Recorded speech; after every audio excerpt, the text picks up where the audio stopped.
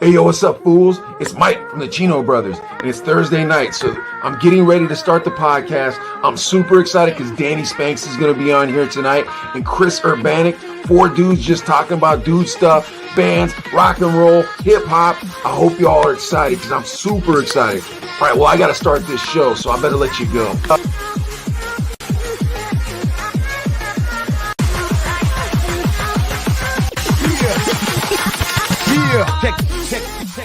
Yeah. Dope, dude. Dope intro. Was that a lazy intro? I don't know. Well, oh man, what kind of gives it away is you did this like 10 minutes before the show because you're wearing the same thing. Yeah. It's in the same studio. It's not out on the street somewhere. So I was cutting promos all week, and then I had a vape shop to run. So yeah, I don't still really, respect, dude. I don't Yeah, really still respect. Chino brother for a living. Dude, how's your week?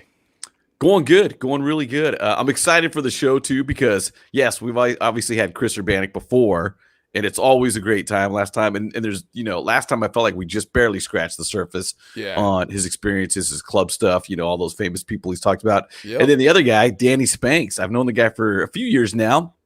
We worked together back at iHeart, and first of all, a radio legend in Bakersfield. I mean, he's been doing it for years. He put Crab on the map. He was one of the originals, and I know there's a lot of stories that I don't know about that I really want to hear about just in radio in general, and just about the dude himself too, because he also has a very successful animal rescue too, A Safer Place. So we got to shout that out really too. So it's really cool. Yeah, really cool. So to quote Danny, he loves the doggies and the kitties. That might be wrong on that, but it's something very similar to that too. So I'm excited for all this. How's your week going, man? Oh, dude, it's going by good because it's Thursday, which means tomorrow's Friday. Yes, I don't know, it's been a crazy week, dude. It's freezing over here in Bakersfield. Is it nice over there in Pitt? It was really nice in Pittsburgh this week. It was like 60 degrees. Holy crap! Yeah, I was like, where am I? But then it started raining. Yeah, and right now, dude, they're doing construction in front of my shop. They closed off the park, like the sidewalk, so none of the shops could get customers. Right before Christmas. Dude? Right before Christmas. That's brutal. Dude. I was like, holy crap. My God. That's awful. Yeah. Who thought of that? I have no idea, but the borough chief came over and had to talk to people about it. All right, why don't we bring these dudes on? Oh, I'm excited. I think it's really interesting because we've got the West Coast and the East Coast, two very distinct towns. And just a lot of really good stories about musicians and bands and whatnot and radio. Let's just have a conversation, man. What do you say? What's Danny say? Starting. You guys are racist. Don't racist. Worry, man. We're diversifying today. I know, dude. With our guests. Look, we have 2 Caucasians on the show. That makes 3 in total.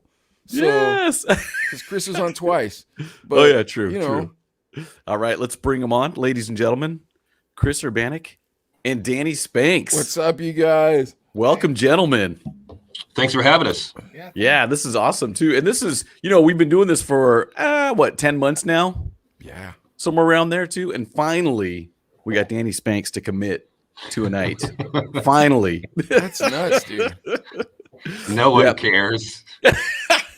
No, this is a big deal, too. Danny, don't sell yourself short, because even when we posted the teaser for this, we were getting comments besides me and you going back and forth, but there were other comments like, Mike said, or we said, hey, this guy's a legend at Bakersfield radio. People are like, yeah, I totally agree. Can't wait. So hey, just so everyone knows, I'm a medium fish in a medium pond. I don't know, dude. I think Bakersfield's is a fun market. I do because are you familiar with Danny P at all, Danny Spanks? Do you know Danny P? Yeah, Danny P's a super good guy. I've met him multiple times and mutual admiration and respect. Yeah, dude. So he was talking about how many towers there are in Bakersfield.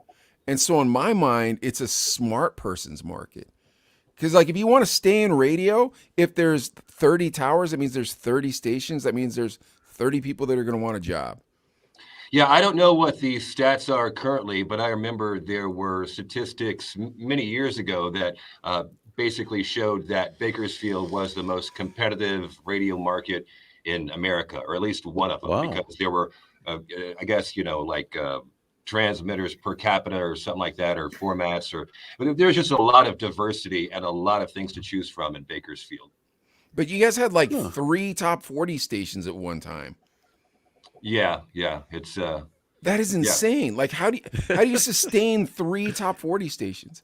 So, real quick, I want to introduce Chris Urbanic because we've been talking a lot with Danny Spanks. I don't want to leave Chris out. So, Chris is the head of security here in Pittsburgh for when the bands come into town. So he gets to like drive around. Who was the last person you drove around, Chris, that you thought was kind of weird? I just did, well, not weird, kind of impressive, actually. Monday, I did Genesis, so I got to ride around Phil Collins, which was like bucket list for me. Really? Very Yeah. cool. Oh, right on. That's cool. So explain how this works. You get the call and what happens? I get the call, they say, show up. You're going to be driving so-and-so, and you just kind of stay silent and stay in your lane and drive as safe as possible with a police escort. Was there anything weird? Did he like request anything weird? No, I was a little thrown off because he's in a wheelchair now. Holy cow. Yeah, wow, that sucks. So it was kind of sad, you know. But he still has his voice. His voice is immaculate. He can't play drums anymore. So his son is actually playing drums for him right now, which is pretty impressive. And I know that has to be a proud moment, but it's just sad seeing somebody that, like, you know, is an icon in music and just being sort of like torn down and physically just disabled, you know? Hold on. Is that the most impressive person you've ever met? No, probably the guys from the Rolling Stones. I mean, Keith Richards, it was amazing to see him walk because I thought he would be dead years ago. All right, hold on. Danny, who's the most impressive person you've ever met? I don't know. It's kind of tough to say. I think it depends on your, personal opinion. I've met the guys from Metallica, guys from Linkin Park, from Korn, Foo Fighters. A lot of the big, rock stars. I've got to meet them, and I've been really fortunate that they've all been like really super cool. You always hear their stories about rock stars that are stuck up and jerks, and actually, the biggest ones that I've met have been just really nice guys. And that's why they're there. I found that out. Like, the people who are the biggest are the nicest, hands down. I will say the nicest and the most fun was Dave Grohl of the Foo Fighters. And if you see any of the stuff that Dave does, or the Foo Fighters in general, they're just a fun band. And Dave was fantastic. It was on the 1x1 tour here in Bakersfield. We had the radio station had some meet and greeters backstage, and everybody was super uptight. It's like, okay, this is Dave Grohl, and there was still that thing about he's the guy from Nirvana, so everybody was uptight. And Dave walked in, and he looked at everybody being uptight, and he just like poked fun at everybody and goes, "Hey, we're the Rock and Stroll Show. Lighten up, you guys!" And everybody started laughing and smiling. And he worked the room. Was super, super nice, super cool. One of the nicest guys. One of the nicest rock stars you'll ever meet. Was that around the time of the first Foo Fighters album? So he was kind of just breaking away from being a part of Nirvana? No. This was his third. This was their third album. It was okay. Yeah, 1x1 with All My Life on it. Oh, okay, cool. So, because I was thinking about that too. If you just come out of that, it'd be a little different. But if you're 3 albums in, you're definitely established as your own artist with the Foo Fighters at that point. Was that what venue was that? Hold on, real quick. What's everybody's opinion on the Foo Fighters here? Because I'll tell you right now, I really like the Foo Fighters, and I'll tell you why I like the Foo Fighters. When they turned me. So I had that same thing, right? Where it's like, oh, I got it, man. Nirvana's drummer. Okay, I got you. But I think it was because I didn't really like Courtney Love, right? That was his wife? Yeah. I didn't like her music. So I was like, dude, you're just coattailing, bro. But then when I saw the video for Big Me, and they did the Mentos commercial. Yeah. I don't know why. I was like, that's it, man. This band is dope. That was like, sick. I love this They don't band. take themselves seriously. Yeah, maybe that's that the was big it, thing. I guess. Like, they're in it to have fun. They're like the true essence of rock and roll. Like, they're having fun. They're decent people. Like, you see videos online constantly of Dave Grohl bringing up kids on stage to play guitar or play drums or sing. And like, I think that's what makes him, because he has a connection and he actually cares about his fans. Even though he's playing stadiums, he's pulling little kids out of the crowd. What I'd say about Dave Grohl and the Foo Fighters is the Foo Fighters is the greatest band that Dave Grohl has ever been in. And that goes. Wow, that's nuts. If I have a choice between listening to Nirvana or listening to the Foo Fighters, I'm going to listen to the Foo Fighters. And actually, it was funny, that show that I was talking about. That was the show where I went from like, yeah, the Foo Fighters, they're okay, they're cool, to loving the Foo Fighters. And a funny thing about that, I'm not trying to take up everybody's time here, is at that time, there were 3 Foo Fighter songs that I really, really liked and I really, really wanted to hear. And that was All My Life, My Hero, and the song from the Orange County soundtrack called The One. Right? Oh, So I know like, that's that one. You're not the one, but you're the only one who can make me feel like this. So I'm got that nice punk rock backbeat. Oh yeah, it's a super good song. It's a great song. Yeah. And so I just wanted to see those 3 songs. Well, the first 3 songs they did were those 3 songs. Oh, nice. After that, I said, "All right, I'm out of here," and I left. I left the show. I didn't care. Holy God, you did? Yes. I went home and I broke out The Color and the Shape. Or no, I'm sorry. There Is Nothing Left to Lose, the black and white album cover with the Foo Fighters tattoo on the whatever. What's up, Gavin? And I skipped the radio singles. Like there was Learn to Fly and Stacked Actors and that stuff. And I started with like track 3 or 4.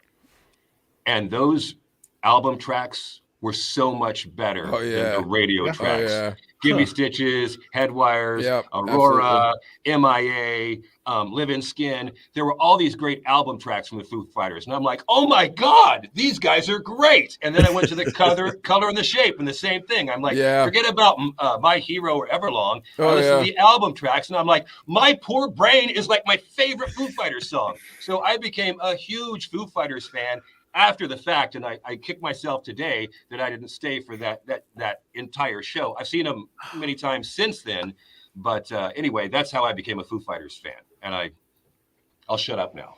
No, you're good, Danny. Danny, are you familiar with the guy called Frank Turner? Oh yeah.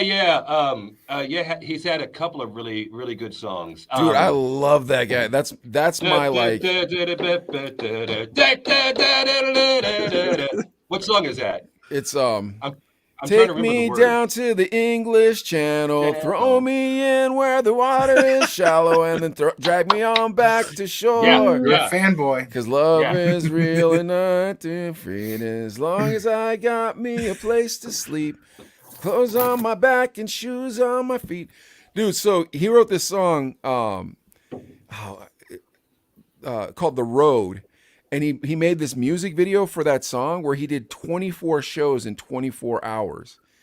But anyways, I saw that guy at Stage AE, which is one of the smaller venues in Pittsburgh. And you could tell he was the guy that everybody wanted to be around. Like he was just that good rock and roller. You know what I mean? He'll never place that small again. Never. You don't think so? Yeah. Nope. Do you think he's that big? I do. There's a lot of talk on that. Like that scene is picking up huge. Really? Yeah. Huh. Interesting. Hey, but going back to the Foo Fighters Nirvana real quick. I was like, I love Nirvana as far as like, Nevermind, the album. I thought it was amazing. And then they did the Unplugged thing. Danny might call me a sellout because that was one of the kind of the popular ones, but I love that stuff. And then I kind of went when the Foo Fighters came out.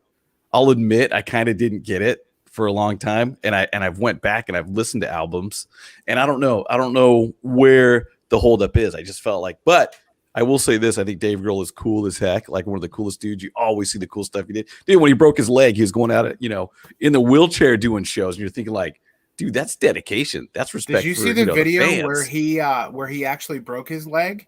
He was yelling to the crowd like, "We'll be back." Yeah. Like he didn't care. He was like, "We'll be back." Yes, he just seems so cool like that too. But it was, I mean, the difference between Nirvana and Foo Fighters, though, the music is totally different, right? Mm-hmm. I mean, can we agree on that? I almost feel like looking back, because Danny, dude, when I came over to iHeart, I was kind of a hip hop guy. You know what I mean? And now I'm working. You're kind of a hip hop guy. I'm a hip hop guy. Hold on, wait, Danny. So me and Adlai, we were DJs when we were young, right? So, but like, I always wanted to work at an alternative rock station. Yeah. Things weren't that progressive back then. They weren't looking for someone like me. Well, but I love that music. I love that music, and I love ska, and like just like just this like wild music. But me and Ad lived together, and he would be like, "Turn that off, turn that skanking pickle off. I don't want to hear it." I'm like, "All right, man, I'm sorry," you know. And then we put on hip hop, right? But like everybody knew I listened to weird music, or that's what they called it, weird music, right? And that's all I wanted. In our circle. Yeah, I wanted to work at alternative rock stations so bad, and I would apply like every 6 months, right? Nope. And then finally, Adela's like, "Dude, just apply at the hip hop station." I was the morning show producer there like 6 months after I got there, bro. Like it was like it, but it just I guess I didn't fit in the alternative rock sound as a disc jockey. You know what I mean? I have the nice throat, but probably the inflection of my voice probably didn't work as well. I don't know. Interesting. Well, whatever the case is, I think that's unfortunate.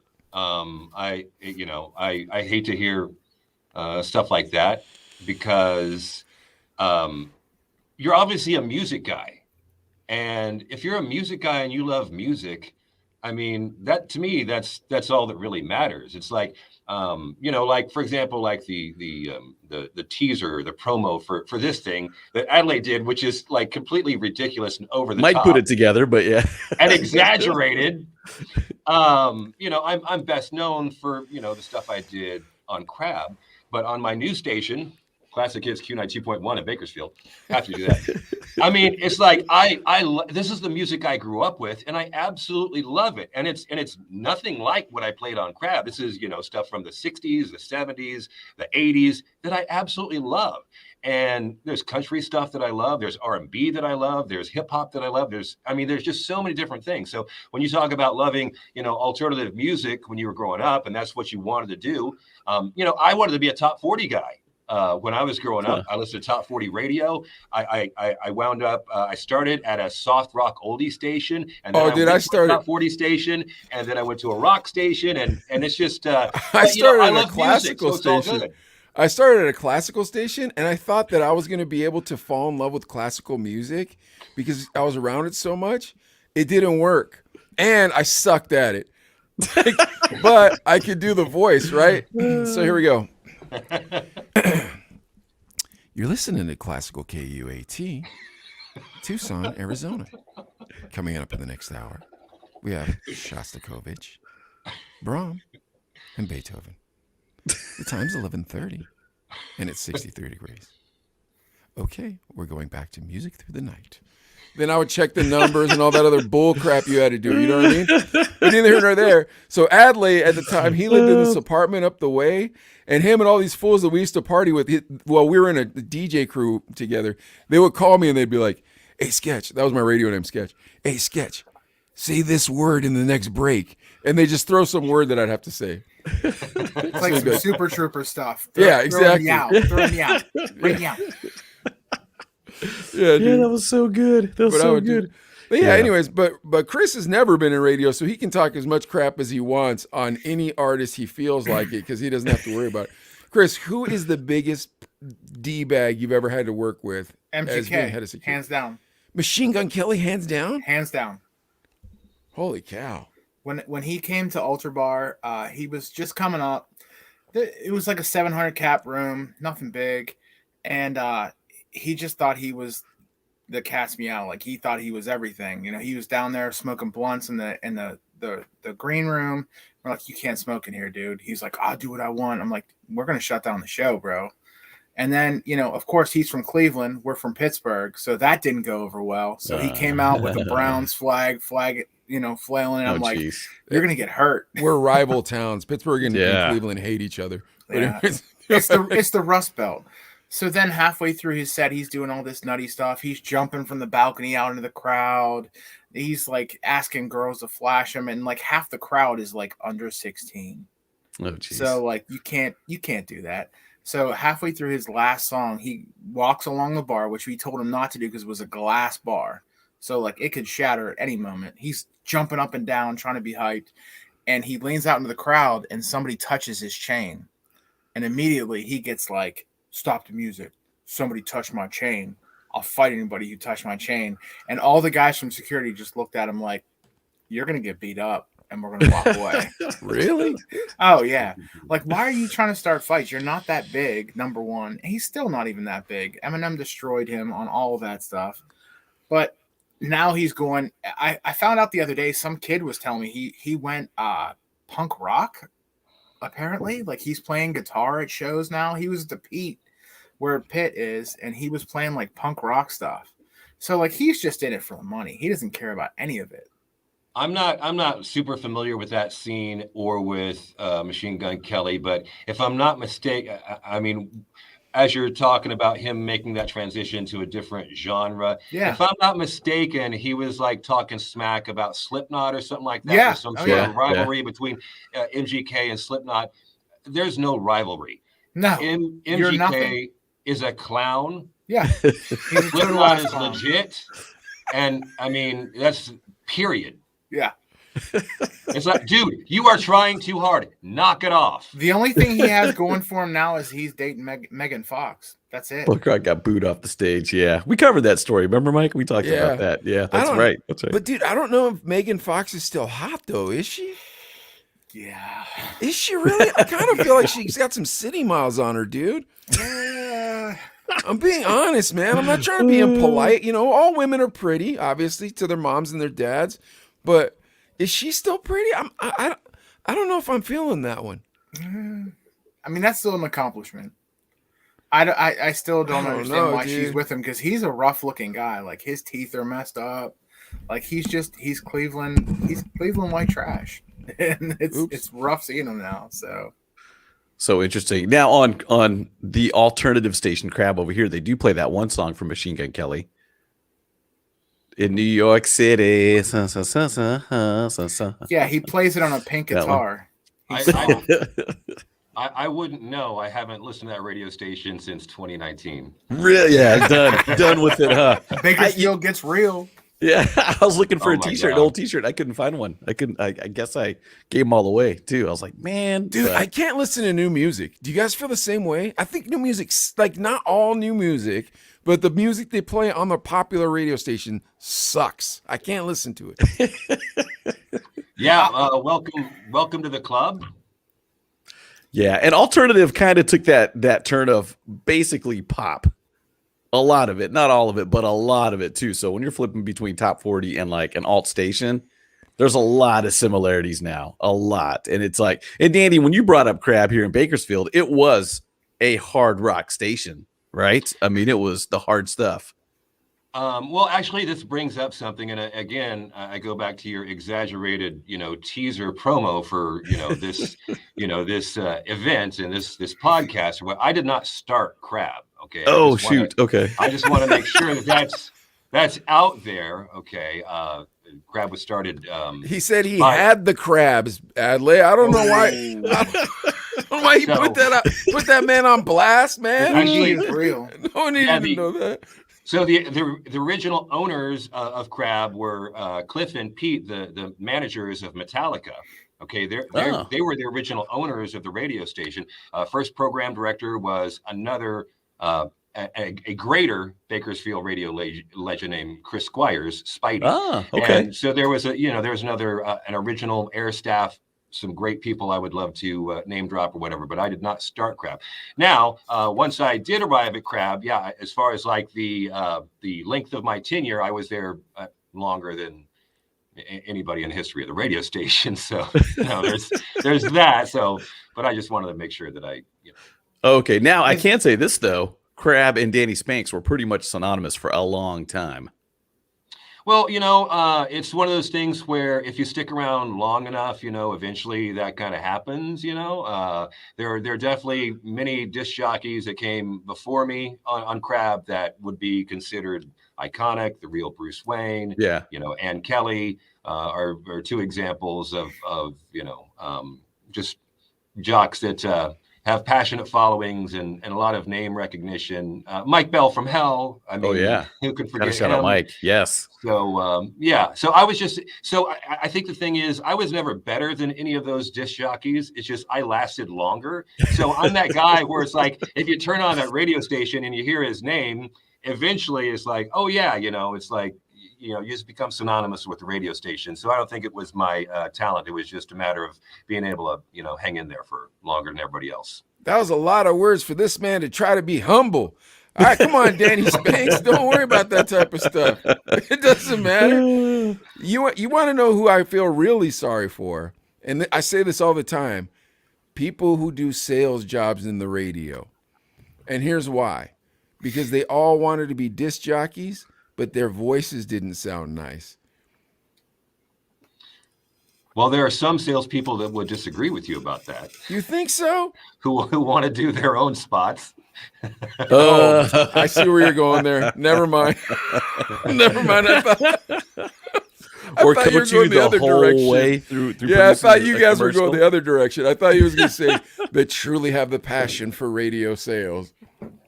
No, I would never want that job. That's for sure. No, I mean, yeah, I could not hang with that job. God bless them. God bless them. We wouldn't have jobs if it wasn't for salespeople.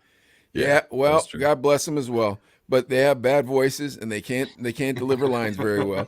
That's the way it goes. And they can't tell jokes. And they can't sound funny. All right, Chris, come on, man. I want to hear another story from you. What's the biggest beating you ever gave somebody at a concert? It was probably Raekwon, the guys, and Ghostface. They played Alter. This white guy in the background, you knew he was. Wait, hold on. You have to explain, because you talk about this stuff like these guys live in Pittsburgh. So there's a place in Pittsburgh, used to be a church in the Strip District. It's now a church again. Yeah, now it's a church again. But it's in the Strip District. And the Strip District is like, it's like the Tenderloin. It's like where you go, it's not perverted. Like explain it, Chris. So during the day, they have like all these shops and markets. It's like they have produce, the Chinese food guys on the side. You can actually get like real, like authentic food down there. But then at night, it's all clubs. Like it's all clubs down there. So you have like the gay club down the street, Lucky's. You have Alter, which is like the rock club. And then you have a couple bars and comedy clubs down. It's just a place for young people to hang out. All right, now explain this Raekwon the chef story at the Alter bar. We're sitting there, and this white guy in the background, as soon as he came in, he had on gym shorts and like a wife beater. And I'm like, this guy's gonna be a problem. I knew it. He wasn't drunk when he came in, but I just saw it. I was like, he's gonna be a problem. So he's sitting there and he's ordering drinks all night. And we have this one bartender. She's fairly attractive, fake boobs, all that. And halfway through the night, she cut him off. He's like, you're too drunk. You can't go on. So he's like, you're a B, going off on her, flipping out. So he decides that he's going to jump on the bar. He jumps up on the bar. He tries to grab for the tip jar. One of our security guys grabbed him. He gets out to the front and he's flipping out. He's like, F you guys. This is some BS, all this. All of a sudden he turns around. He sees me. He's like, he starts saying, oh, you think you're so tough in the security shirt? You're real tough, huh? I'm going to swing on you. I was like, go ahead. I had my hands on my sides. He swung. As soon as he swung, he sort of turned. And when he turned, I wrapped him up, took him out the front door, and we had this cop. This cop was cool. He was my favorite cop ever. Like, I'm not about police, but he was my favorite because he'd flipped the script on everybody. So this guy went out the front door, and there was 8 steps. They were granite steps going down the front of this church. I know that. I know the steps of the altar. I rode this dude like a sled. Oh, down the front of this club. His face was all messed up. His wife beater was ripped. That slides right into Penn Avenue, bro, too. And the cop just looks at him. He's like, do you want to catch charges for drunk and disorderly? He's like, I want to press charges against him. He abused me. He did this. He did that. I was like, no. So Duffy looks at him, this cop, and he's like, do you want to catch charges? He's like, no. He's like, walk down the street and walk away. That was it.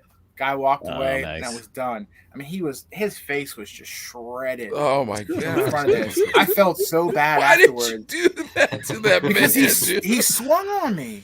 Like, look, I have a wife and kids. I have things to worry about, Yeah, but the guy's a drunk. Dude. Yeah, and he was swinging. Number one, he was trying to steal money from our bartender, and Oh which yeah, was that's our not manager. very nice. Yeah, You gotta you're not supposed to protect be doing her. stuff like that. Yeah, And then on top of that, you're swinging on my security guys. That's not going down. Yeah. Yeah, that's crazy. It's just Did- disrespectful. Like people think all these security guys are like meatheads and like they just live to beat people up. It's not about that. Like they want to get home just like everybody else. They have day jobs. This is not their main job. This is not what they do for a living. They can't come into work with a black eye the next day and be like, "Oh yeah, I was just working last night." That's not how it works. I don't know, dude. You used to work up with those juiced up dudes, bro. Danny Spanks. I had a couple in the house. Rose Holloway. What up, Rose? Thanks, Rose. You had those two homeboys of yours that were juiced up. One was called Traps because his trapezoid, he didn't have a neck. It was just here to here. And he's like, I don't even lift, bro. I just take my D-ball and I eat right. Are you serious? Oh, yeah. He was huge. He was that jacked and he didn't lift? Yeah. And you see him nowadays and he looks like he's anorexic. He got off the sauce. Come on, bro. You can't get off the sauce. Don't Now, do you Barry guys- Bonds me? Let me ask, in Pittsburgh, do you guys have a club where it's country on one side and other on the other side? No. I could not imagine Because that would happen. Spanks, remember Rockin' Rodeo? Yes, I remember Rock and Rodeo quite vividly. Rockin' Rodeo is interesting because I moved here in 2005, and I moved from Tucson, and one of my last gigs was at the club where it got shot up inside the club, and I was like, thank goodness I'm leaving Arizona, getting out of there, My first on the news the first day I was here, there's crab radio. I don't know if it was crab. I shouldn't say that, but it was Rockin' Rodeo. There was a shooting out front, and I was like, where did I move to? Oh my gosh, it's like the Wild West out here. And Dan, you guys did some club stuff over at Rockin' Rodeo too. And did it ever get crazy out of hand over there? Well, just so you know, that Crab was no longer at Rock and Rodeo at that particular time when that event happened. Covering his butt. But our involvement with Rock and Rodeo, our claim to fame was on Wednesday night was the wet T-shirt contest. So it was wet T-shirt Wednesdays. And I was the host for that. Would happen at midnight, and there were a lot of things that happened that what happens in Rock and Rodeo stays in Rock and Rodeo. There were a couple of times where I think the authorities shook their finger at Rock and Rodeo for some of the things that were going on stage. I know that hosting that event was a lot of fun. I got to use language that I did not typically use on the radio. Okay. But yeah, it was a lot of fun and was very. It was a show for sure. Thanks to the ladies. What was the prize for the T-shirt contest?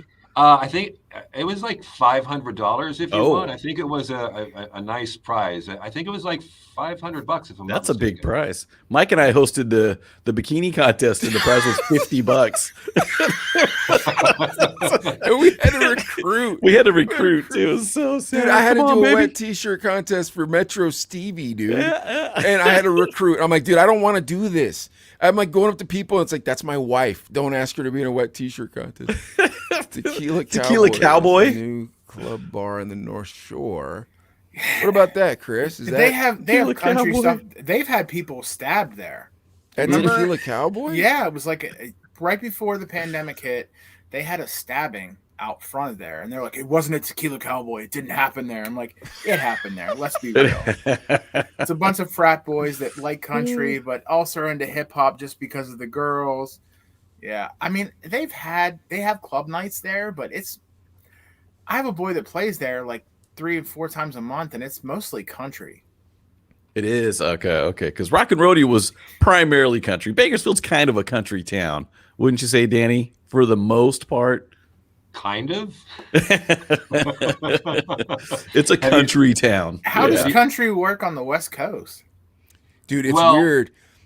It's not what you're thinking, Chris. It's like if you drop Tucson and threw LA dust over it. That's exactly what Bakersfield is, dude. I'm So not like lying rhinestone to you. cowboy type stuff. No, dude, I'm telling you, it's like Tucson if you just threw a little California. Like they have an In-N-Out though. It's Tucson, but they have an In-N-Out and they have boba tea and like Okay. stuff that you won't have in Tucson. But it's still Avocado. Tucson. I'm sorry, Yeah, you guys, I interrupted. Bakersfield and Kern County, and Adlai, you can vouch for this. It's like Kern County is like this patch of Texas that has been, planted in the middle of California. It's very conservative. It's very blue collar. It's farming and oil workers and very country and very conservative, very Republican. California is a very blue state, but Kern County is definitely just a kind of like an anomaly. So there's a lot of people that move from Oklahoma, Texas to Bakersfield, Kern County, and vice versa. Like cowboy hats on the regular and Spurs. Yeah, dude, for real. Like I told you, Tucson, Arizona. You grab Tucson, Arizona. You've been to Tucson, Chris. Yeah. That's why I'm using this as the example. Pick it up and you sit it in California. So like real country though. Is this one of those things Yeah. where Chris, you're thinking that everybody in California, they live at the beach and there's palm trees and girls with bikinis running Hollywood. around? Everybody eating avocado toast and that. Yeah. No, it's not like that in Bakersfield, bro. Yeah, it's different. It's Central California. It's not like, but dude, I'm telling you, it's like Tucson. I've been there several times, and it reminds me of Tucson because I lived in Tucson. Yeah, a lot of similarities too. But then again, there was also when you talk about rock too, Korn's from here.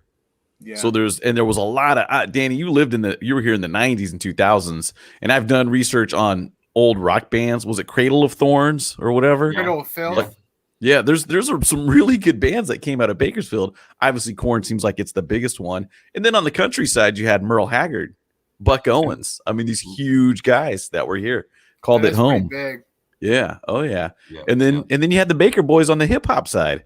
And they're from Bakersfield, hip hop guys, and now they're syndicated in 50 markets. So when we talked about doing this, and you were talking about old school radio stories. So the one Baker Boys story I can tell is that I used to be their board op here in Bakersfield. What? Oh my gosh! Yeah, crap. So, Dude, that's awesome. Yeah, this was when I was I spent about 9 months at a top 40 station here in town, and they would come in on the weekends and do their things, and I was the board op. And so it was a lot of fun, and they used to tease me about being the white guy, and I used to embrace being the nerdy white guy, trying to fit in with them on the ones and twos and the wheels of steel. But they were super cool guys. I remember. And I was checking out one of your earlier podcasts. You're talking about Lighter Shade of Brown. Yeah. And I remember they had them, come into the studio and hang with them at least once that I remember seeing them. That's cool. But yeah, they were super cool guys. Was that at the iHeart Studios, or was that? That was the iHeart Studios that you and I were at, but it wasn't iHeart at the time. Oh, okay. Was there a lot of weed smoke? I stayed in my studio. They stayed in theirs. Oh, dude, it's hard to get weed in Bakersfield, man. You got to go to Oildale to get weed in Bakersfield. I feel sorry for the Baker Boys if they were smoking weed. that's Danny's hood though. The 08 Oildale. The Oildale.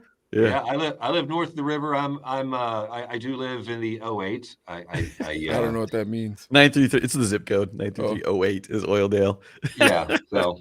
It definitely has a reputation, just like most things. I think that there's, a very small portion of let's say a community that gives the bigger community kind of a negative connotation. But, Don't feel bad. Chris is from Northside. Yeah. Is that the Oildale of Pittsburgh? Bred. When I die, I'll be Northside dead. That's right. Northside born, Northside bred. When I die, I'll be Northside dead. Northside is very when I grew up, it was very Irish Catholic. Now it's more diverse. We have a lot of rainbow flags in the neighborhood now, which boosts up my property value, which is fine. But it's still got that old school mentality, like where people will help each other. We're in the city, but neighbors still look out for each other. So I love it over here. Danny has Oildale, has it changed? Because I felt like I lived there it was like 10, 12 years ago. and you'd see some kind of like Nazi You stuff lived in sometimes. Oildale, Yeah, Adley? yeah, for a little bit. Oh man, you were down on your luck, bro. But it was cheap to live, and it's close to everything, and Tweak was readily available. Oh, No, I'm just kidding. I'm kidding. The blue. But No, there were what do you mean- zombies. What do you mean you're kidding, Adley? I mean, If you wanted I mean, it was close by. Yeah. people in Bakersfield and people in Oildale, they're not going to disagree with you. And again, it's one of those things where it's a most people in Oildale don't fall into that category. The unfortunate thing is there are a lot of people in Oildale that fall into that category. Oh man. So yeah, Oh, you that see sounds like some- Westview. Yeah, I mean, if you may have trouble finding weed, but you won't have trouble finding meth. All right, so That's not good. maybe you just got to up your game. No, it's not for me. I was on vacation in California. It's legal there. Figured, hey, it's legal here. Why don't I just get a couple of those gummies I hear the kids talking about in the rap music? Doo-doo-doo. All of a sudden, I'm like, where am I? Oildale. But yeah, so where do you think, real quick, Chris, where do you think is less gentrified at this point? Your neighborhood in Brighton Heights or my neighborhood in Polish Hill? Oh, Polish Hill, 100%. You still got the old families. Mine is like the people that have inherited their homes and like, ooh, we can flip it. There's still parts in Polish Hill that are, I mean, it's still OG, pierogies and halushki. Yeah, everybody on my street's Polish but us.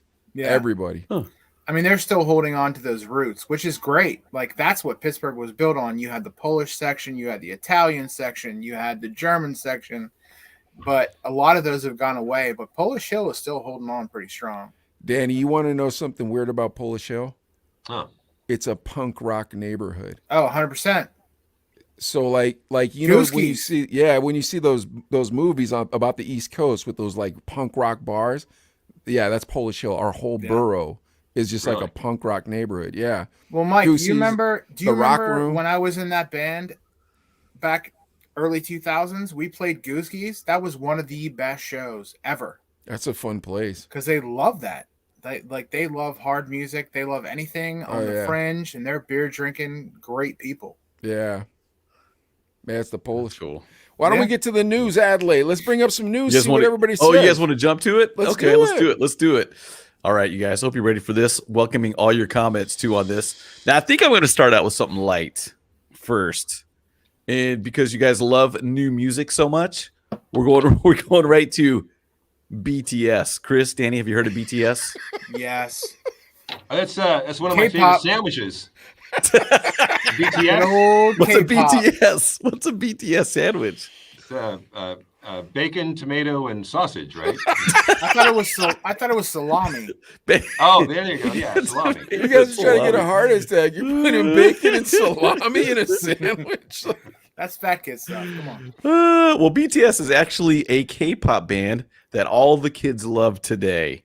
And this is really interesting. BTS, after 7 years of just being BTS as a group on Instagram, they've all got their own accounts now, and they're using Instagram as a group chat. And of course, we're finding it hilarious. So this is great. All the fans can see them interact with each other. And just to take a clip of what they've been posting each other was, for example, Archive said, "Zzz, I'm sleeping." And then THV says, "My beard grew out a lot. Would they be surprised if I show it?" And then You Army Hope says, "Let's hold back." Koreans don't have beards. I thought that was a funny part too. And then You Army Hope says, "I went on a trip. Everyone posted." And then Archive says, "LOL." And then THV That's the most says, racist thing I ever heard in my life, dude. Why you say some Let's stuff be like real. that? Look at Chris, both me and Adlai are Asian. Asian. You're Japanese. You're half What is this? Japanese. Yeah, What is That's this? that's not Korean. I'm thinking Oh, Kim okay. Jong Un. Yeah, Kevin Chung. Kevin He Chung would have can't. he would yeah, have he the can't grow any Crosby facial stash. hair. The little Yeah, that's mustache. bad, dude. When Kevin tries to do it, dude, I'm like, oh, come on, Kevin, man, you need to shave, bro. That doesn't look Yeah. right. Yeah. Danny, Bad you do vibes. facial hair sometimes, right? You've done a goatee before. Yeah. I mean, it's been a while with the goatee, but Yeah. Okay. Okay. Wait, what's the deal with this BTS, you guys? What do you guys think? Smooth like butter, baby. You do that just to make me angry. Stop doing it. Smooth like butter. Danny? I would go back to the portion of the conversation earlier, Mike, when you talked about new music sucks. Yeah. So I have no, I don't know anything about them. I know who they are, but I've never listened to them. Never listened. Don't care to listen, and I'm hoping there's a story coming up next that I can actually comment on. Well, let me throw this There at you. has to be an end on this, though, isn't there? Like, Yeah. What if Insane Clown Posse would talk like that on a group chat? Man. I took some pictures. Should I post them? Do you think that's what? Awful. Danny's OG though, right? On the ICP, aren't you? That's well. So the actual answer to the question is no, but the funny answer is yeah. You're not a Fago spraying guy. I've got an ICP tattoo on my chest. I got a chest piece. wait, Let's see it. What's the deal with Adlai and Sugar Ray? Adlai, you like Sugar Ray, dude? That's poor judgment. That goes back to my point when I was like, I was a hip hop dude, and then when I went over to work with Danny with Spanks, I was like, I really like that little Sugar Ray guys. They're pretty cool. And Bro, you could have you could have listened to any of the CDs we had in our house that I owned. Like, dude, like nowadays you're like, yeah, I really like Sublime. I'm like, you hated Sublime when I would play it in our apartment. You'd be like, oh, turn that off. Saying that you like Sugar Ray is like saying you like Nickelback. That's a problem. I like Nickelback. There it is. Proof is in the pudding. But you think about it, they make hits. Wait, hold on. Let me catchy songs. I'm trying to think of the hip hop equivalent. Will Smith, Crisscross, kind of. Crisscross. Crisscross. Ooh, yeah, Crisscross.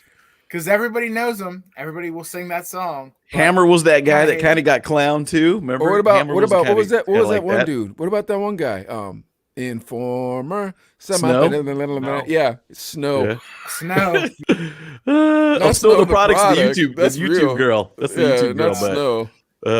But Danny, you played a lot of this stuff on your top 40 stations, didn't you? As it crossed over. Mark BTS? McGrath, Sugar Ray. Oh, No. Oh, I got you. Hammer. No. Well, which station are you talking about? Are you talking about when I was in the top 40 station with the Baker Boys, or you're talking about? Are you talking about Sugar Ray? Or you're talking about Snow? Which one? I would probably. Well, He was playing both. Sugar Ray. Let's go Sugar Ray first. Of course, Yeah, you Sugar Ray. we played it. We played a ton of Sugar Ray on Crab. Rose is clowning Sugar Ray too. that was that era where that top 40 alternative sound or the more mainstream alternative stuff started working out reel well. How much cocaine do you think that dude did? That Sugar Ray guy. He was on that rehab show with Dr. Drew. Oh, was he? Was he really? Oh, Or yeah. was it the Come My Lady guy? Because they kind of look alike. Sugar Ray and that guy. They're kind of the same Butterfly. person. What was that group? Butterfly. That's Crazy Town. Crazy Town. Yeah. Crazy Was it Town. the All Crazy the Town white guy or people was it the look Sugar the Ray same. guy? I will say Sugar Ray did come to Bakersfield. They played CSUB back in the day. The opening act was Orgy. And I remember seeing Mark McGrath of Sugar Ray as a front man, as a lead singer. He did a great job. He was very self-aware of, he's the new heartthrob of the alternative scene. And as I recall, no, but he made fun of himself. And he was a very likable, handsome young dude. He was likable, if you're like me, typically the reaction is, it's like, I hate that dude. He's better looking. He's more successful. Yeah. But I just remember afterwards going, yeah, he's not a bad guy. That's what I gotta appreciate that though, Danny, that you're honest about that. But that has nothing to do with BTS. We need to get to the next story. We need to get the next story, Adlai, because these dudes ain't got nothing nice to say about BTS. Okay, let's go. Classic rock. Let's go. Bruce Springsteen reportedly sold his music catalog worth hundreds of millions of dollars, and he may have just made a cool $500 million. Looks like Bruce Springsteen has sold the rights to his music catalog to Sony Music Entertainment for a value that could be north of $500 million. This is according to the New York Times. Let's see, citing sources briefed on the deal. If you're that big of an artist, do you sell your music? No. No. You don't? $500 million? No, It's a lot of money, bro. you sell it. Your kids sell it posthumously. Yeah. Or you just continue making money off of it, don't you? Or do you think it's selling, everybody loves it, and all of a sudden there's going to be that dip where it's Who like, you know cares what? about Bruce Springsteen. It's $500 million that we're talking about here, Chris. That's don't like that's a Springsteen? lot of money, but wouldn't you wait from, at that point for your kids to just sell that off after you're gone? What do you say, Danny? Correct me if I'm wrong. Chris, did you just say who cares about Bruce Springsteen? I'm not a fan. How? And listen, I've worked for him twice. I'm not a fan. Oh. Okay. Was he a jerk? He has a Pittsburgh connection. So, what is the guy's name? That's gonna drive me nuts. Blue there's a guy in Malinato? Who? Blue Malinato? No. Let's pause. Let's Danny, continue your story while you're thinking about that. Yeah. I want to hear what Danny's going to say. I'm just thinking of comparisons to who cares about Bruce Springsteen. It's kind of like, who really stinks? The Beatles. People say that, bro. People say some stuff like that. Hey, people say stuff like You know that. who my favorite soft rock band is? Led Zeppelin. I mean, it's like Led Zeppelin had talent. You don't think Bruce Springsteen has talent? Bruce Springsteen Wow. Springsteen was iconic. People like, and I'm not saying whatever. I know Born in the USA, I like he had a few songs that catchy and on the radio and stuff. But people just talk about Bruce Springsteen like he was a part of their lives Hold from on, Chris. teenagers through their 20s. Do you don't like Brian Fallon either, do you? No. Why? It's just not my Danny, thing. you got to get into Brian Fallon. I'm telling you right now. He was the singer of a band called Gaslight Anthem. yeah. Yeah, but when he went solo, dude, his solo records are so nice, man. They're so much fun to listen to. But neither here nor there. Chris doesn't like good music because he's mad right now. I like a lot of good music. I don't know. I'm teasing. I find it shocking that, coming from a blue collar town like Pittsburgh, that, Bruce Springsteen definitely has that, common man, blue collar sort of appeal. So it was just completely shocking to hear, Chris say that. If I were in Bruce Springsteen's shoes, I don't know exactly how old Bruce is, but I mean, He's got to be in his 60s. I'd even say hitting 70 maybe. Right. Yeah. I mean, Yeah. He's getting up there, and He looks great though. okay. And I can sell my music for $500 million. That's a The lot only of money. question I would have is, can I get $600 million? Yeah, I'm with you, I Danny. mean, as far as his kids go, I mean, I don't know how many kids he has, but you could just take that money and go, here's $100 million for you. Here's $100 million for you, and still have money left over. So, Man, you're gonna ruin those kids' lives. You got to put them in like an endowment or something. mean, like, all right, I mean, you ask any artist that their albums and their songs are like their children, and it's very hard to give up control of those things. But when you're getting paid that kind of cash, I mean, That's a lot of cash. that's a lot of cash, man. Yeah. But don't you think Bruce Springsteen, back to his style of music, though? I mean, think Bon Jovi. I mean, there's similarities there, don't you I don't think? know. I was Yeah, And I just love Bon teasing- Jovi. I was teasing Chris when I said Right? that he doesn't like good music. Chris likes really good music. I just don't think Chris likes a lot of popular music. Chris, who else do you not like? Ooh. Well, the besides list is Nickelback and long. Sugar Ray. The But list is Oh, long. I figured out who it was. Dave Grishecki. I don't know if you know. He's like the Pittsburgh Bruce Springsteen. So when Bruce comes in, he always has Dave Grishecki open for him. I So don't like know he's Dave like, Grishecki. I know Donnie Iris. yeah, no, he's Dave Grishecki. He substitute teaches out in a suburb of Pittsburgh, but he had a couple hits and he toured with them for a while, and like that was his claim to fame. And I think that's why I don't like him, because it's just this weird thing of like, this guy's nothing. I have a theory. Go ahead. I'm going to boldly predict 2 other artists that Chris does not like. Go for it. John Cougar Mellencamp. Yeah. What? You don't like him? No. And Bryan Adams. No, I like Bryan Adams. Oh, No. all right, well, Danny, you missed the one out more of 2 ain't obvious one. bad. Danny, you missed the more obvious one. You ready? Yeah. The Eagles. Yeah, hate him. What? Hate him. Wow. You had to go awful obvious, music. Danny. Had to be Wow. right down the barrel. Bang. I don't know. I don't put Eagles in the same category as Springsteen and Mellencamp and Bryan Adams. I don't know. Solo rock white guy. Kind of thing. What about Chris? What about Kid Rock? There's He's a couple. fun. He's Kid fun. Rock is fun. Yeah. He's party fun. He's Rose, like, I'm the Eagles are the drinking. best. That's what we need to do. Yeah, he's fun.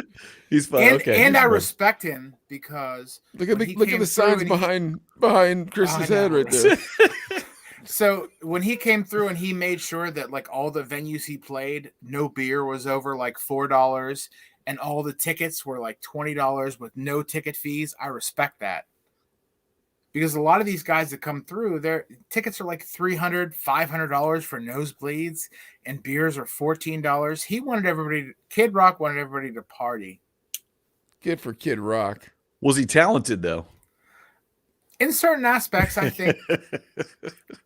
Dude, we played him. We played him for Adley has this kid that works for him on the he's a promotions Promo kid. team. Yeah. Yeah. And he's from the Middle East. Well, he's from where's he from? Tanzania. He's from Tanzania, but he's like really strict Muslim. He'd never heard of Kid Rock before. And so we're like, "Oh, dude, you want us to play it for you?" And we're like, "All right." So we played him Ba with the Ba, and dude, when we were done, he was like, "That music's scary." With the video too. Yeah, we with played the video. I was singing Oh my along. gosh, And dude. this is one of the questions that don't have any answers. Yeah, stuff just like this. All right, what's our next story, Adley? Come on, man. Oh, that's good. All right, now we're going old school hip hop. Okay, bring you love back it. to your Baker Boys days. I love here, it. Danny. I love it. So this is pretty cool.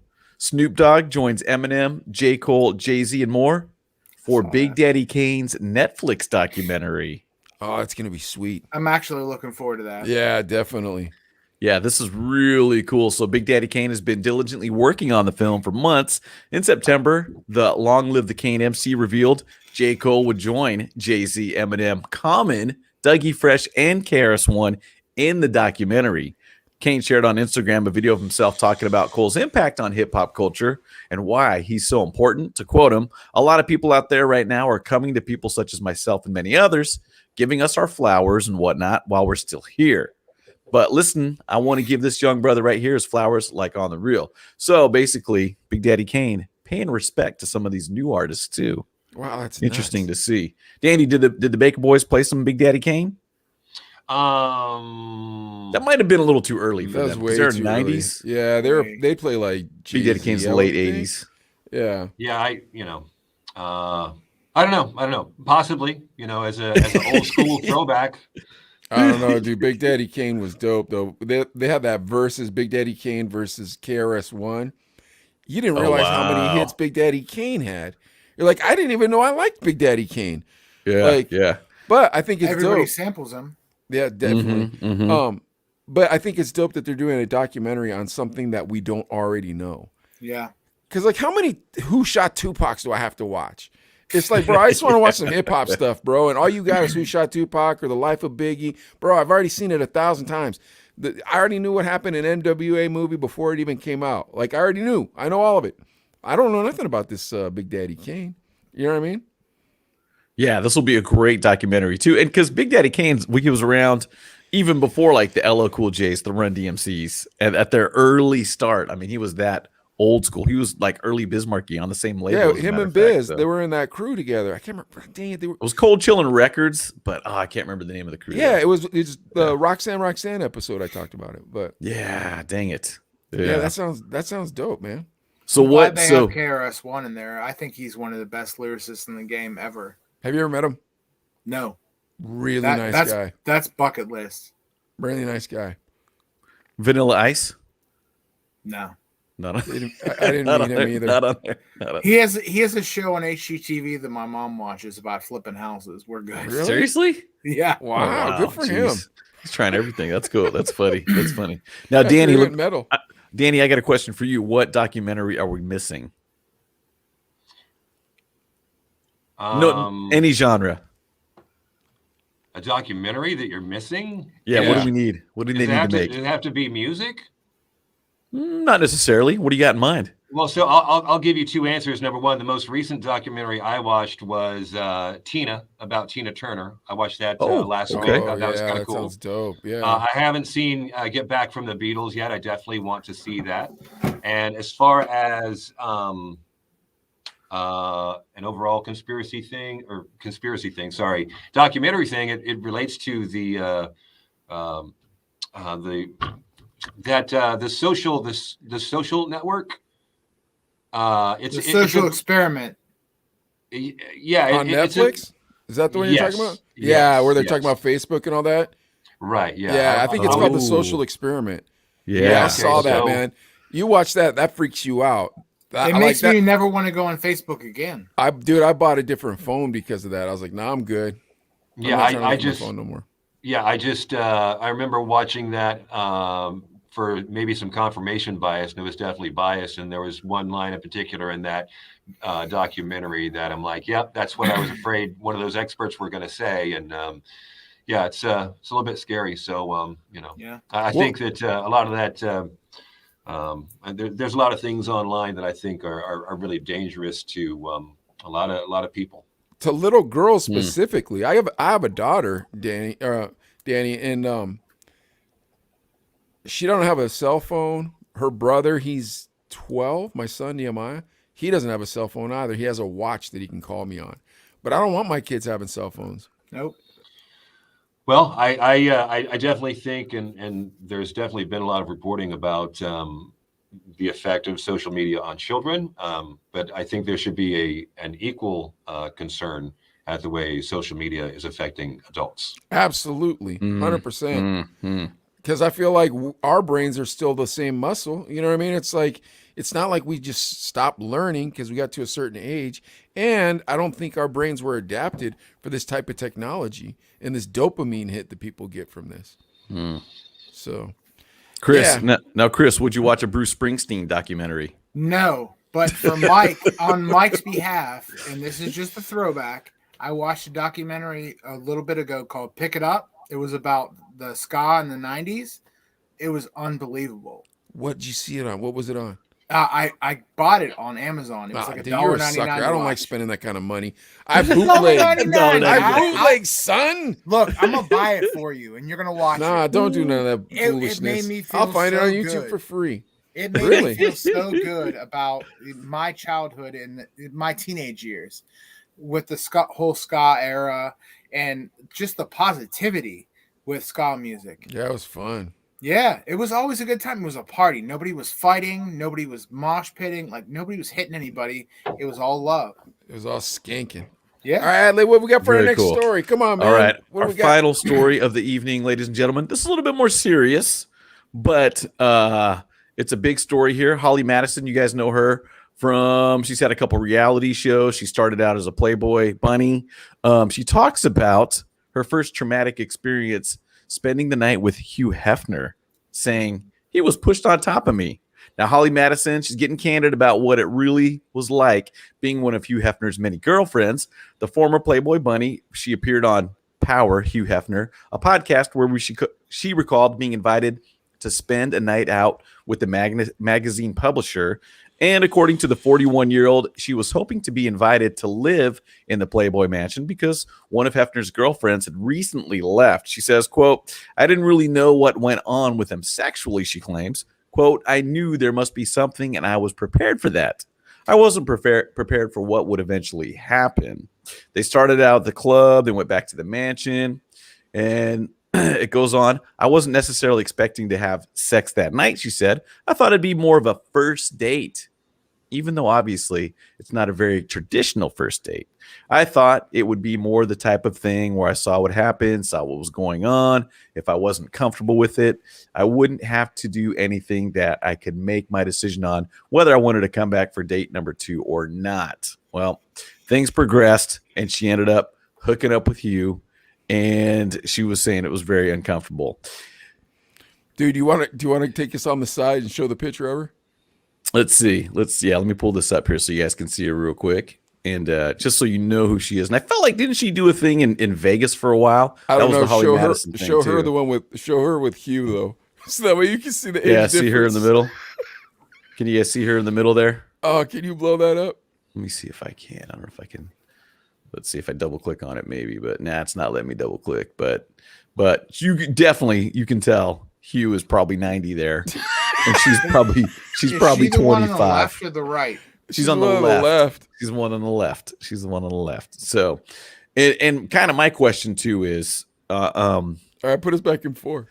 Obviously, non-consensual doing it is bad, obviously, and doing, but do you really, if you're a young, beautiful woman, you want to hang out with Hugh Hefner, you go to the Playboy Mansion, are you really thinking nothing's going to happen? Is she doing this to become famous? Because obviously she went from Playboy Bunny to TV star to doing Vegas to all these things, a pretty successful career. I guess my question is, what do you think? Yeah. What do you guys think? I think all those women are exploited. Taken advantage of? Yeah, I really do. Yeah. You think the women are exploited? Explain, Chris. So I think that they get into it and they're promised certain things. And you'll be famous, you'll do this, and they're compromised on their own values. And then once they've compromised on that the first time, then it's easier the next time and the next time and the next time. And they're just used. I think it's sick and sad. Wow. Yeah. That's a good perspective. What do you think, Danny? Mike, you have a daughter, like if my daughter ever got into anything like that, I would kill people. Oh, yeah. That would be bad. Yeah. That would be real bad. Yeah, that's what I'm saying. Chris got a lot of guns, Danny. You weren't here on the last podcast, but I'll tell you the truth. Here's what happened. Right when the pandemic started, and there's these riots in Pittsburgh, right? But before there were riots in Pittsburgh, I don't have a gun. So I was like, hey, man, Chris, I know you got a lot of guns. Can I borrow a gun? And Chris lent me a gun for a year, Danny. Wow. I got my boy. That's how many guns Chris has, dude. But anyways, yeah, dude, I wouldn't want to be on the other side of that craziness. But I don't know, dude. Like at the same time, Chris, and I'm not saying that this is correct, but doesn't it seem like this girl knew what she was doing? Whether she knew what she was doing or not, she was still exploited. They knew they had power, and they could use that and make promises to do certain things, whether it's fame or a career or anything else. That's what it is. It's power. I don't know, dude. She still made the decision to go hang out with this old lizard. Bro, Hugh Hefner was an ugly old lizard, dude. You got to admit that. But she didn't make the decision. She was given a choice of career and making money and making it or not. There had to be another way. No. Dude, and think about it. It doesn't just happen at the Playboy Mansion. Come on. Oh, it happens everywhere. Hollywood, music, everything, dude. Or not. I mean, yeah, everything. Come on. I mean, we've got all those different people, Harvey Weinstein, all that stuff too, where it's just, yeah. So, I mean, I don't know. I feel like you could have avoided the situation, but that fame is a very big, shiny carrot. They're waving in front of you, and you put your, well, I don't know. And it's wrong. It's totally wrong. But I'm just saying that's you get tricked into being in those places. You're like, oh man, what do I do now? I totally think these girls are exploited. Spanks, we need your opinion here. I think it's one of those things where you just have to be really careful what you say, because you've seen a lot of, I don't know, I've just seen a lot of things being taken out of context and twisted into a negative way. And I certainly don't want to. Yeah, you got to be careful with your words, Danny. I mean, don't say nothing. Don't say nothing. So I'll say something. That way you don't get accused of it. No, I think that Hugh Hefner was a perverted dude. I don't care. I'll be on record. Everybody and their mother can hear me say it. I think Hugh Hefner was a perverted old man. And I think the only reason why them girls went after that dude was for the paper. Because in real life, if that man was attractive to those girls, then man, my neighbor Ricky would be a pimp, dude. That dude would have ladies all up and down the street, dude. That dude would have Well, I mean, the one thing I can say, obviously, anything that's non-consensual is absolutely wrong and should be. I mean, it's just wrong. Period. 100%. You know, everybody agrees on that. But to go back to the original story, so this is coming out in a book that she has. Is that right? Just came out on a podcast. She was talking about details of it. All right, and she's making no money from it. I don't know. How long ago did Hugh Hefner die? I know. 10 years at least, right? No. Was it not that 10 years? It hasn't been that long? I'd say 5, if that. Maybe 5?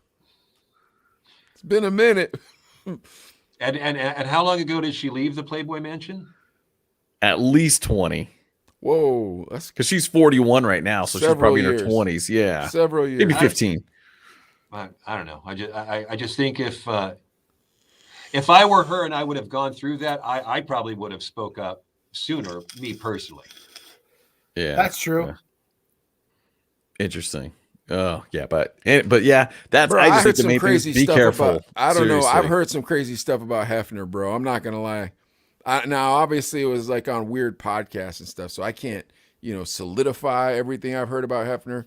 But he seemed like a creepy. He seemed like a creepy. Yeah. Am I the only one that thinks that dude seemed like a creepy? We went to we had a radio trip down to the mansion for the it was like a poker tournament at the Playboy Mansion.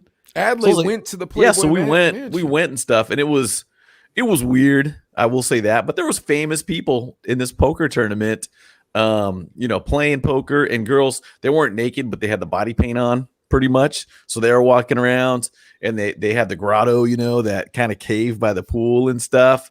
And I peeked in there, and it was, I mean, I left kind of early too. I didn't stay. Dude, I bet you that grotto was just herpes soup, dude. I didn't go in it. Herpes I did soup. not go in it, man. You couldn't put enough chlorine in that pool, man. There's no way, dude. So I didn't go in it, but I checked it out, and it was like, it was like, all right, I went to it and stuff. But I'm sure if we stayed later, some craziness would have ensued. I'm sure. But yeah, Hugh Hefner was walking around. He's had his pipe. He had his velvet robe on, and he was cruising around. And you didn't think he was weird, dude? Come on, man. Am I the only one that thinks this guy's weird? Oh, he's definitely odd. And I feel like wasn't there a movie about him?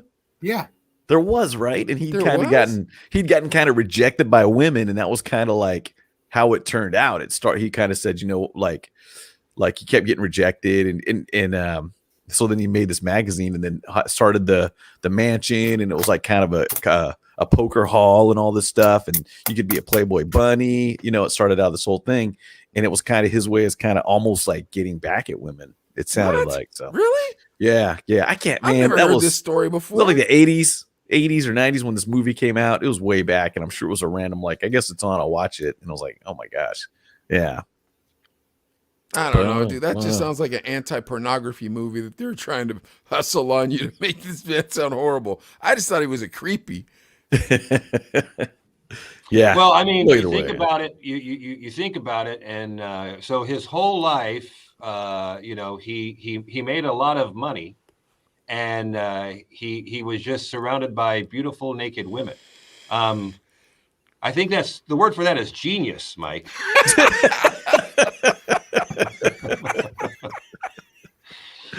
Mike, imagine here's your life until the day you die. You're going to make a lot of money and be surrounded by young, beautiful, naked women. What do you say?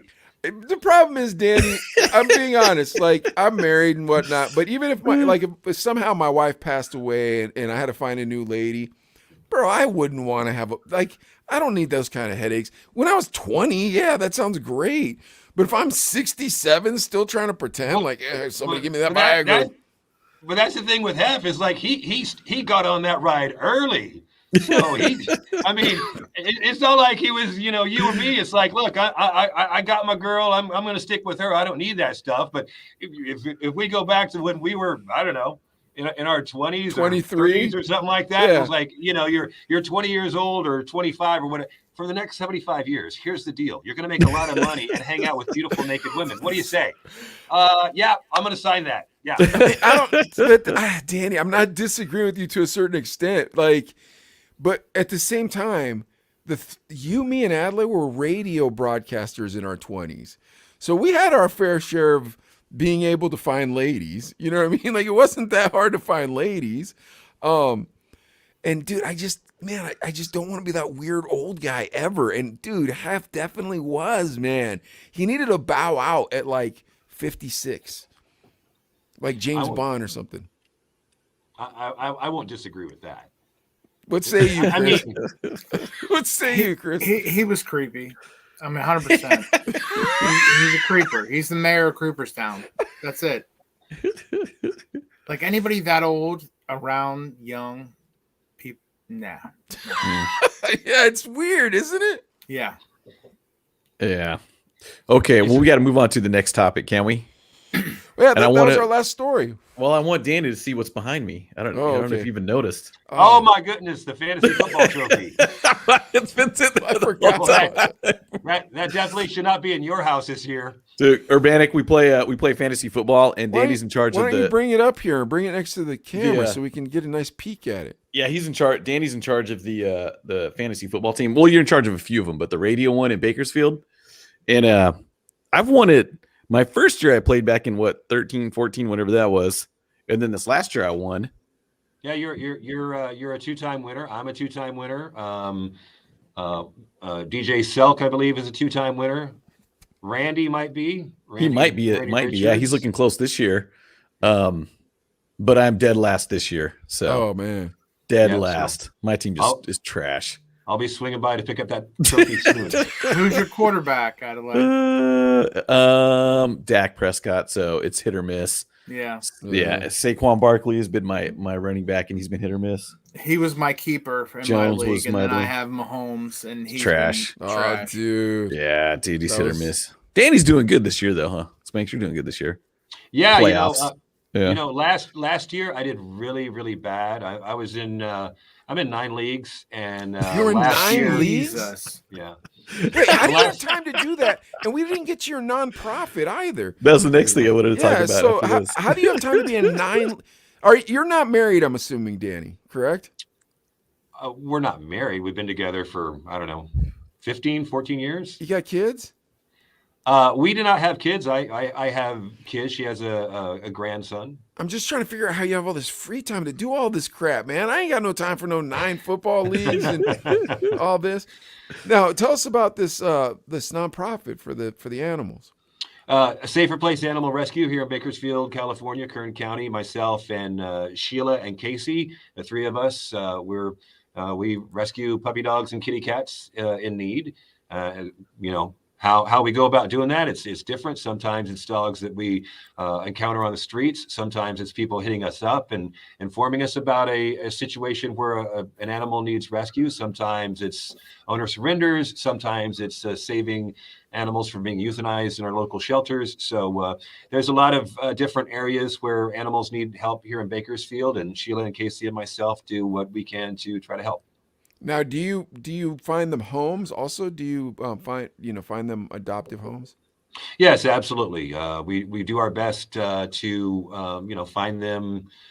First step is typically a foster home, just a short-term home, and then we want to make sure that we screen applications to make sure that the people that do adopt the dog or cat into their home permanently is a good fit, makes sense. So there's a screening process. But yes, we absolutely find forever homes for the animals, and we also work with other rescue organizations in bigger cities like Los Angeles or San Francisco, and sometimes there are situations where we will rescue an animal and transfer them to a larger rescue organization outside of Bakersfield.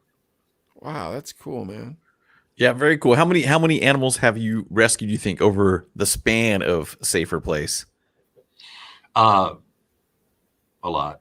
Yeah. That's really cool, man. That's really cool. Shout out to Sheila Powelson, because we actually worked with her at iHeart, and she's a big part of Safer Place as well.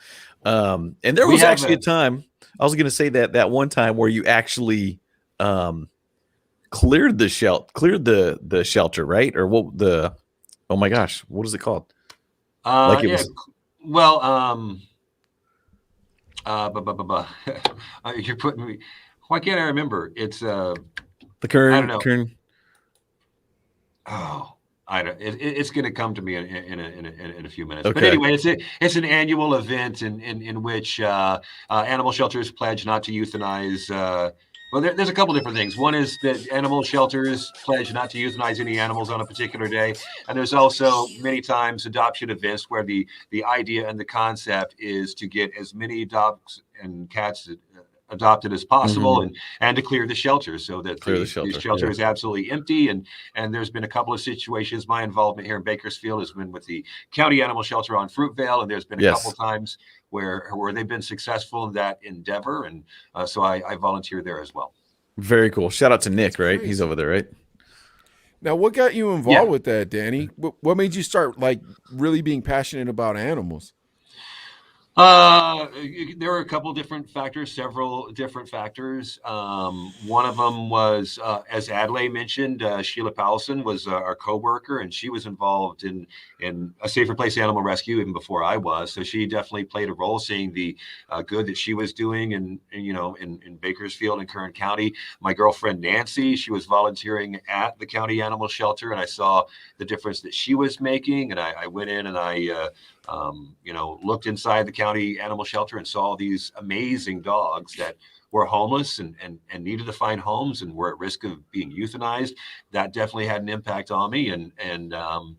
There's a couple of, real world situations that had an effect. One involved actually my son and my girlfriend, Nancy, and Sheila, helping out a dog in need and seeing that happy ending. It really, made an impact on me. And another situation, which is not so happy, was I just remember taking my son to school at the time, seeing a little small dog on the, that was clearly lost, on the, walking down the sidewalk or whatever. And I had the thought of, maybe I should stop and do something, but no, I got to get my son to school, and, I'm too busy for this or whatever. And so I dropped my son off from school. And then when I was driving back home on the same road, the dog had been hit and killed by a car. When I saw that, I just made the promise. It's like, okay, I'm never going to do that again. I never want to feel the way I feel. I never want to feel this guilt. I could have saved that dog's life, and so now if I can make a difference, if I can help a dog, I'm going to do that. Very cool. That's cool. Yeah. Yeah. And what's your YouTube channel? A Safer Place Animal Rescue on YouTube. Please check out some of our videos. Yeah, we have a lot of wonderful stories, and and many of our stories have been picked up by the Dodo. They're a huge YouTube channel. They have a huge social media presence. Matter of fact, our most recent Dodo video was released within the last 24 hours, and it already has like 1 million views through the Dodo. You can see the original video on our YouTube channel, A Safer Place Animal Rescue, and but yeah, it's pretty cool. It's pretty neat. I never thought there'd be anything. I never thought there'd be anything that I loved as much as, or more than, radio. But helping dogs in Kern County is definitely number one on the list. Wow, very cool. That's very great. commendable. Thank you, Danny, for doing that. That's awesome, man. Too, and that's because I even remember too. Sheila was working on something where there was a guy out in the desert, and there was like 100 and something dogs out there, and you guys, that was insane. Man, could you elaborate on that story? I think you kind of gave the short, accurate story. There was a guy, I believe it was in Delano, McFarland, someplace north in Kern County, and it was a very rural area in the middle of nowhere. And the guy, lived in kind of like a trailer, and just had 90 dogs, 100 dogs, cow. just. And they were all living out there, and it was a bad situation. There were sick and injured dogs, it was a bad situation. Dude, that's horrible. But yeah, it was, a lot of different rescue people here in Bakersfield and Kern County, along with the county animal shelter. They all worked together to, address that situation. It was definitely a teamwork to make sure that that situation got handled. Amazing work what you guys do, yeah. for sure.